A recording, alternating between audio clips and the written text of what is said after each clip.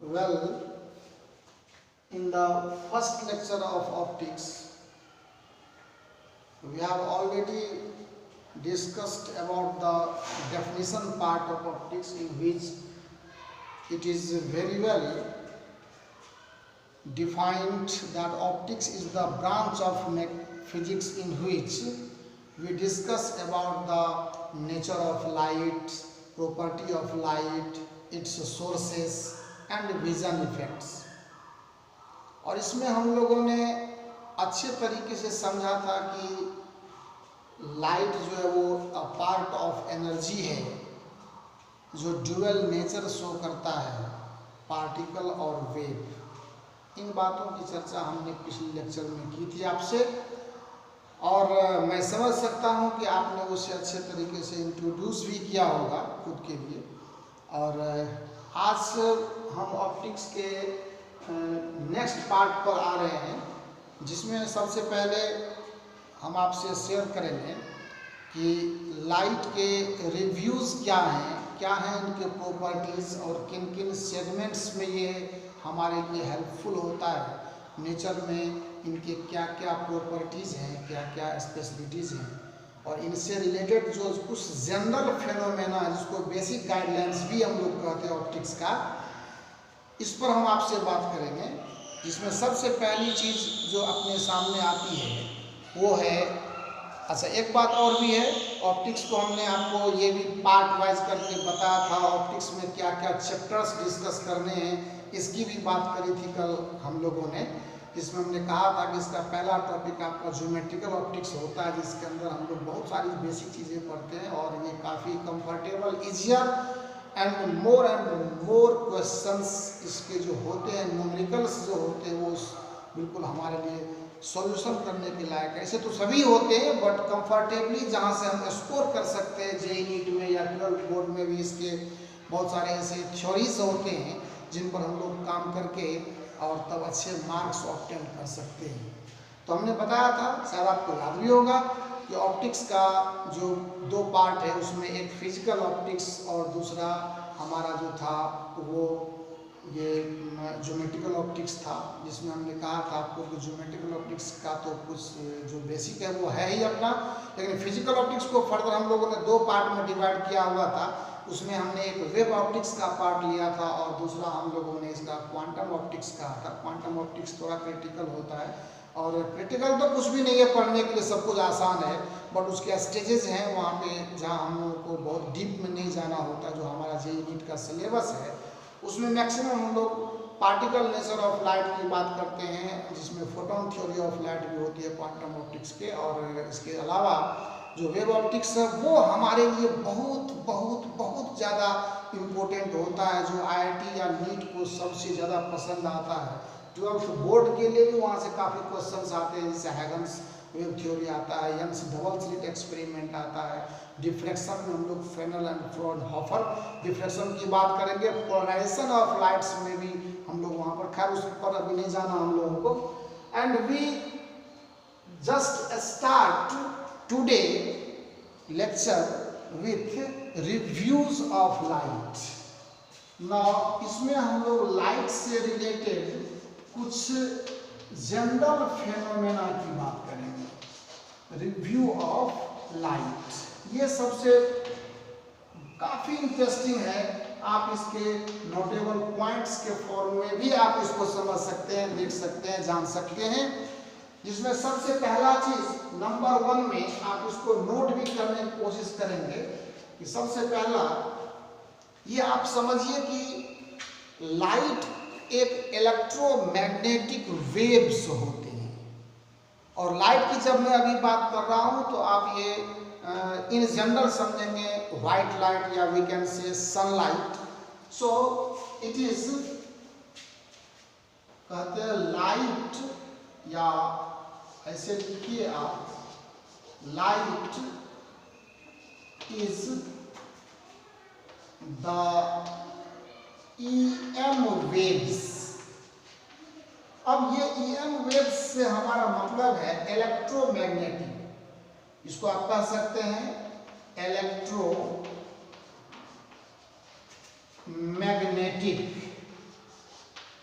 ये क्या है? इलेक्ट्रोमैग्नेटिक। ईएम का अभी आगे से इसको जब कभी भी जरूरत पड़ेगी तो हम ईएम से ही इसको सिंबॉलिक फॉर्म में लेंगे। और ये इलेक्ट्रोमैग्नेटिक वेव्स कहने से हमारा मतलब है कि सनलाइट में इलेक्ट्रिक फील्ड और मैग्नेटिक फील्ड ये दोनों ही अवेलेबल होते हैं। और ये दोनों आपको ये आगे चल करके इलेक्ट्रोमैग्नेटिक वेव्स का एक चैप्टर भी हम लोग डिस्कस करेंगे। लेकिन तत्काल ये समझते हैं कि इलेक्ट्रोमैग्नेटिक वेव्स उस वेव को कहते हैं in which electric field and magnetic field both are oscillating sinusoidally, and it is the natural fact that electric field vector, अगर मैं इसको C direction means velocity of propagation of light की बात करते हैं, और इस डायरेक्शन में मैं अगर इलेक्ट्रिक फील्ड को लेता हूँ then magnetic field will be in this plane, and it is the obvious fact that electromagnetic waves का जो प्रोपेगेशन का डायरेक्शन है, आप ये मानिए if this is the direction of propagation of light wave, then if this is electric field vector, this is electric field vector just, और मैं ये बार बार कहता हूं कि आप रिलैक्स होकर के हमारे इस लेक्चर को आप करें, and you will be more and more benefited. And now आप ये देखो, this is magnetic field, so this will be likely this. और ये ज़रा क्लियर नहीं, उतना बेहतर से हम नहीं बना पा रहे इसको, और इसको और ज़्यादा क्लियर कर दूं मैं। मतलब आपको मैं अभी एक डायग्राम से मैं दिखा दे रहा हूँ, एक एग्जांपल लेकर के मैं शेयर कर ले रहा हूँ कि इलेक्ट्रिक फील्ड और मैग्नेटिक फील्ड जो होते हैं वो एक दूसरे के रेस्पेक्ट में म्यूचुअली परपेंडिकुलर प्लेन में ऑसिलेट करते हैं। मतलब इसका जो प्लेन ऑफ वाइब्रेशन है वो एक दूसरे पर परपेंडिकुलर है। सपोज कीजिए हम आपको ये बताएं कि ये direction of propagation of light है, this is electric field vector direction and this is magnetic field vector direction. So if this is the plane of oscillation of magnetic field, just try to see if this is the plane of oscillation of a magnetic field, then the electric field will oscillate in this plane. So ये एक बिल्कुल clear है कि अगर magnetic field का oscillation का plane horizontal है तो इलेक्ट्रिक फील्ड के ऑसिलेशन का प्लेन जो होगा वो वर्टिकल होगा। So this two types of fields always are in mutually perpendicular plane, और यही वजह है कि लाइट को पोलराइज किया जा सकता है। This is the fact due to which light can be polarised. सो ये इलेक्ट्रिक फील्ड का प्लेन हो गया ऑसिलेशन का, और आप ये ग्राफ को देख करके कंफर्टेबली ये कह सकते हैं कि एक साइनोसॉइडल कर्व है, यानी साइन या कॉस के फॉर्म में इसके इक्वेशंस को हम लोग रिप्रेजेंट करते हैं, and that's why the curve is said to be sinusoidal. So ये पहली बात आपको बिल्कुल ये हम बताना चाह रहे थे कि जो व्हाइट लाइट है वो इलेक्ट्रोमैग्नेटिक वेव्स है, बिकॉज इलेक्ट्रिक फील्ड वेक्टर और मैग्नेटिक फील्ड वेक्टर दोनों एक दूसरे के म्यूचुअली परपेंडिकुलर प्लेन में ऑसिलेट करते हैं, but they both of them are having velocity of light. और ये भी आपको इसके बाद नेक्स्ट नंबर में हम आपको ये बताने वाले हैं कि नंबर 2 जो हमारा होगा, ये लाइट एक इलेक्ट्रोमैग्नेटिक वेव है पहली बात, और इसका जो मेन वजह है आपको बता दिया मैंने। नाउ द सेकंड टर्म कि वेलोसिटी ऑफ लाइट, ये सब बेसिक चीजें हैं, हम लोगों को जानना चाहिए। Velocity of light in free space, या कह सकते हैं वैक्यूम,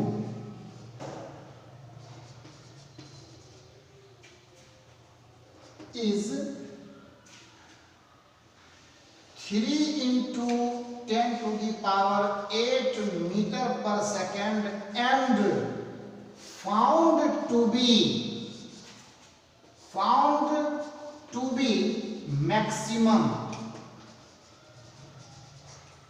in यूनिवर्स। ये हम लोगों को समझना पड़ेगा कि लाइट की जो वेलोसिटी होती है वो फ्री स्पेस या वैक्यूम में 3 into 10 to the power 8 metre पर सेकंड होती है, और ये जो स्पीड है वो एक नेचुरल स्पीड है और ये यूनिवर्स में मैक्सिमम माना जाता है।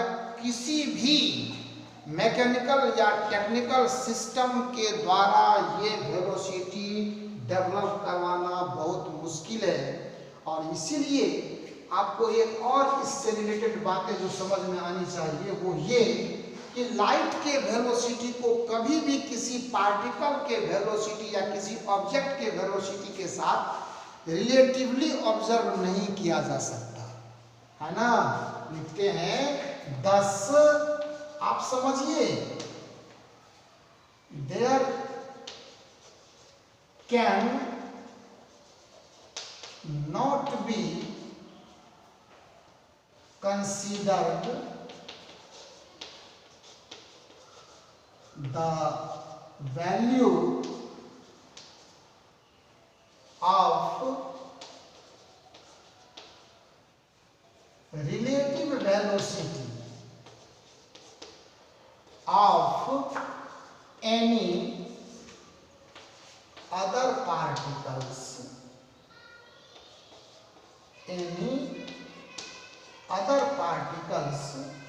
with respect to c, that is c plus minus v equal to c ही होता है।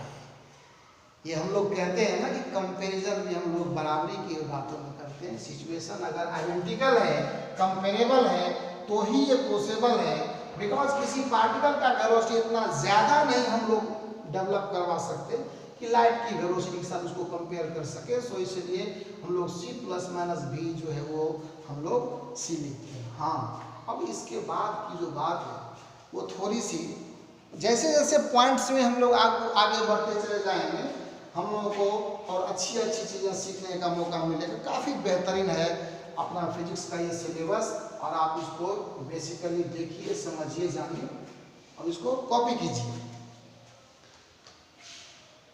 सो प्लीज मेहनत करते रहिए, आगे बढ़ते रहिए, मुस्कुराइए और काफ़ी एनर्जी के साथ हमेशा फिजिक्स को पढ़िए। और ये हमेशा याद रखिए कि अगर फिजिक्स नहीं तो फिर आपका जेई और नीट में कोई भी पॉसिबिलिटी नहीं बनता है। इससे ज़्यादा बेहतर होगा कि आप एक छोटी सी कोई दुकान खोल लीजिए, बिजनेस के बहुत सारे रास्ते हैं वो अपना लीजिए, लेकिन अगर डॉक्टर या इंजीनियर या साइंटिस्ट बनना चाहते हैं आप फ्यूचर में, तो आपको सबसे पहले फिजिक्स को अपने कमांड में लेना होगा। और ये बात हमेशा याद रखिए कि जब तक आप अपना सेक्रीफाइस या अपना सब कुछ दांव पर नहीं लगाएंगे तो फिजिक्स कभी भी आपके कंट्रोल में नहीं आ सकता, क्योंकि इसको सीखने वाले लोगों को पता है कि इसकी क्या ताकत है, इसका क्या स्ट्रेंथ है और कितना फिजिक्स के अंदर हम लोगों को एनर्जी झोंकना पड़ता है। अपने आप को बिल्कुल डेडिकेटेड होना पड़ता है, और जब तक आप डेडिकेटेड नहीं होंगे तब तक कभी भी फिजिक्स कम से कम आपका नहीं हो सकता। क्योंकि सामने हम जो आज आपको ये वीडियो लेक्चर सप्लाई कर रहे हैं, आप हमको भी देख कर ये समझ सकते हैं कि हमने कभी कितना मेहनत किया होगा, कितने झेले होंगे हमने। तो हम नहीं चाहते हैं कि आप भी और आपको जो अभी मिल रहा है, बाकी जो न्यू कमर कुछ फैकल्टीज़ भी होंगे, अगर वो इस लेक्चर को देखेंगे तो उनको भी यहाँ से बहुत प्रोटेक्शन मिलेगा, काफ़ी हेल्प मिलेगा, और स्टूडेंट्स की तो कोई बात नहीं है। सो 2 पॉइंट्स हमने डिस्कस किया यहाँ पर कि ये किसी भी पार्टिकल के साथ इसको रिलेटिव केस में कंसिडर नहीं किया जा सकता। इसके बाद आते हैं थर्ड पॉइंट पे।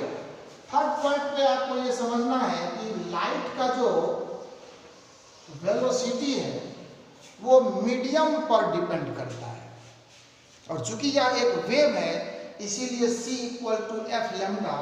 तो कहते हैं फॉर द लाइट वेव, समझिएगा थोड़ा सा। लाइट वेव के लिए c equal to F lambda. आप देखिए जरा सा, ये है लाइट की वेलोसिटी, ये है वेलोसिटी, हमने पहले भी डिस्कस किया, इससे पहले पॉइंट में हमने यहाँ पर c रिप्रेजेंट किया आपके लिए। c is the velocity of light and f जो है ना, ये वेव की फ्रीक्वेंसी कहलाती है। क्या कहलाती है? इससे पहले 11th में काफी काम किया होगा आप लोगों ने, साउंड के में काफी है इसका डिस्कशन। और ध्यान दीजिएगा, मैं फिर से एक बार कहता हूँ, मैं बार बार कहता हूँ कि 11th का सिलेबस ही फिजिक्स का हार्ड लाइन होता है। आप उस पर अब भी मेहनत कंटिन्यू करते रहिए। कुछ रिवीजन के चैप्टर्स होते हैं, उसमें बराबर उस पर आप मेहनत करते रहो, तभी जाकर के फिजिक्स आपके कंट्रोल में रहेगा। और आपने अगर ऐसा नहीं किया तो you will be getting a loss. आप पढ़ेंगे भी, रिवीजन भी करेंगे, फिर भी अंदर से एक जो पोटेंशियल होता है, जो फिजिक्स के प्रति जो लगता है कि नहीं मेरे पास सब्जेक्ट है, तो you will enable for that. So please see here, lambda representing wavelength, और आपको हम ये बताएंगे आगे आगे कि लैम्डा जो है वो वेवलेंथ को रिप्रेजेंट करता है। आज तक कभी भी जितने साइंटिस्ट लोगों ने काम किए, देखे, समझे, सोचे, वर्क किए, एक्सपेरिमेंट्स किए, ओवरऑल इसके ना तो फ्रीक्वेंसी डिटेक्ट किए हैं लोगों ने और ना प्रॉपर वेवलेंथ डिटेक्ट किए लोगों ने।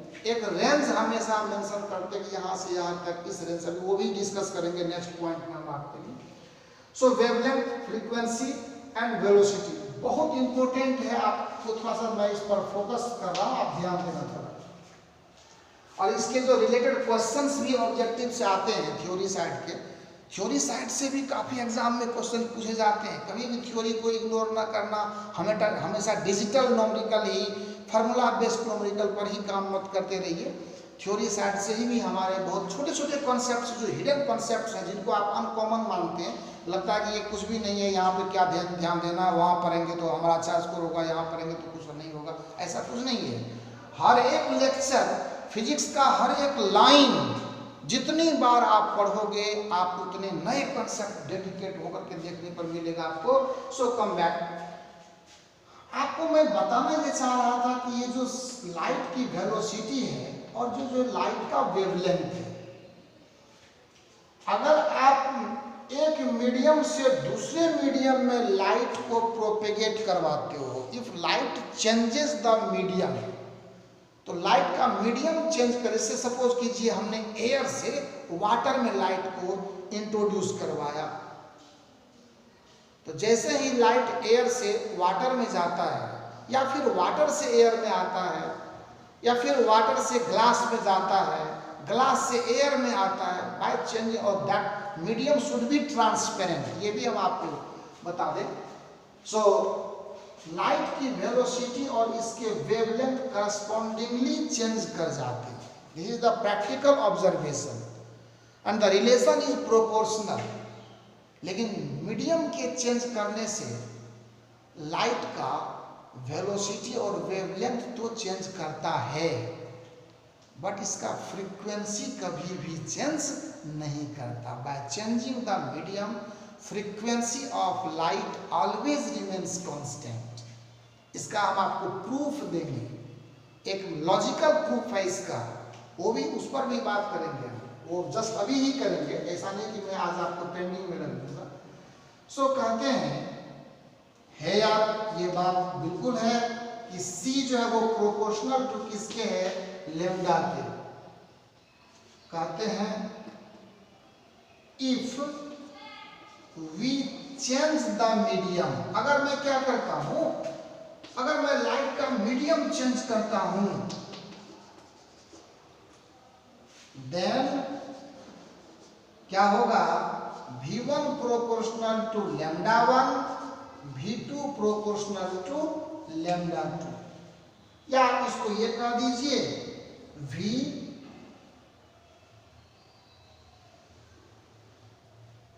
रेयर, या V, हाँ ठीक है कोई बात नहीं, V रेयर आप, और यहां मैं इसको V